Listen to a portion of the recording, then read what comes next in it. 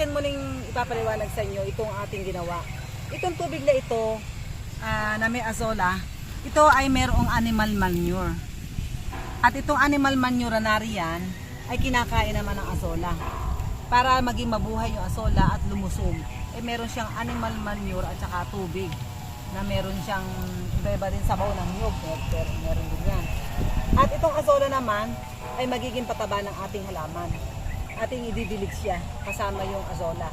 At yung azola ay mamamatay dito sa ating mga halaman.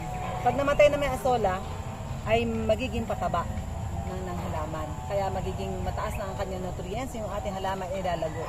Kaya magtatanim naman tayo ng patola, ay kukuha muna tayo ng azola dun sa isa aming palanggana at ililipat naman natin dito.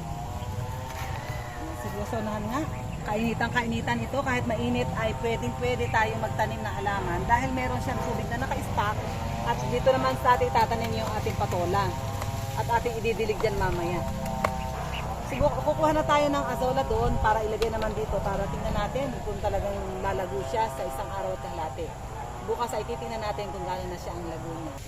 Narito na yung ating palanggana noon na ating pinadami. Meron tayong unang video kung paano natin mag-alaga naman ng azola, kung paano magpakain ng azola. Nakita natin yun na merong animal manure. Ngayon naman kukuha tayo dito kasi ito na yung pinakabinhi natin. Ha? Doble na nga ngayon ang dami niya, oh. Punong-puno, samantalang nung ginawa natin ay kakaunti. Kukuha lang tayo dito ng mga kahalati dyan sa palanggana at ililipat natin. Yan. Ganyan lang kaunti ang ating ilalagay doon, oh.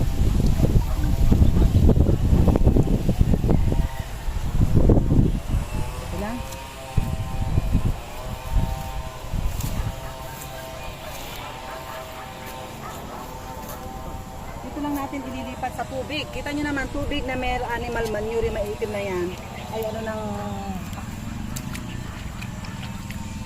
yan, dyan lang natin ilipat. Konti lang yan, di ganong puno at para siya ay dumami. So, nailagay na natin yung azola at lalagyan naman natin siya ng pagkain niya. Ang pinakapagkain niya itong merong tubig na may animal manure. Yan. Pinakapagkain naman ng ating azola. Titingnan natin bukas po kung gano'n na karami yan, kung matatabunan na siya lahat. At pag yan marami na itong ating azola, ay atin na siyang ilalagay sa mga halaman. Yan, mismo siya. At kapag nailagay na natin dito nga sa mga ating halaman na tataniman, mabubulok naman siya kasi wala na siya sa tubig. Yan ang magiging pataba natin. Tingnan natin ang ating pagtatanim naman dyan sa wala pang azola. Tayo magtatanim na pero ating didiligan muna ng tubig na may animal manure. Ang ating itatanim ay upo. Ating pasasawaan na ng tubig hanggang sa pumunta siya sa ilalim para magkaabot yung pagsagot sa puwit niya. Atin itatanim, ang talaga maganda rito ay 2 buto ang ating tatanim, pero mamaya gusto kong dagdagan siya ng 1 buto pa para kung sakali man na tumubo siya, ayan 2, dagdagan pa natin ng 1 dito sa kabila naman yan, pero maganda tanggalin yung 1 buto, medyo napalalim yata yung tanim ng isa at yung biligan ng konti pa siya.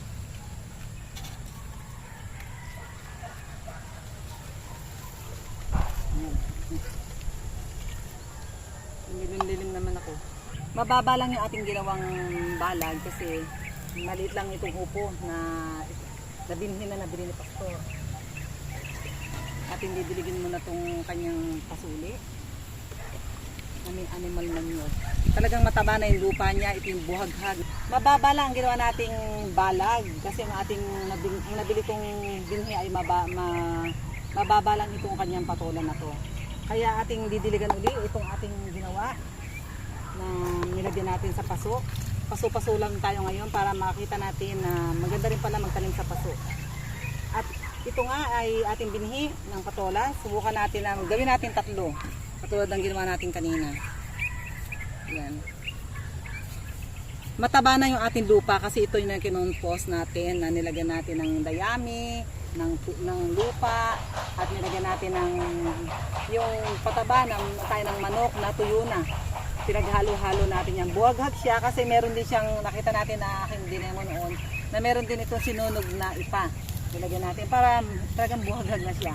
Kagandahan na nung nasa paso, may lalagay natin sa may tubig kasi wala nga kami ditong poso, ni gripo, wala kami dito. Ay nilalagay lang namin yung tubig na may plastic. Kaya magagawa nyo rin ito sa inyong sariling bahay. Kung maliit lang itong bakod natin para tayo meron sariling tanim. Subukan natin.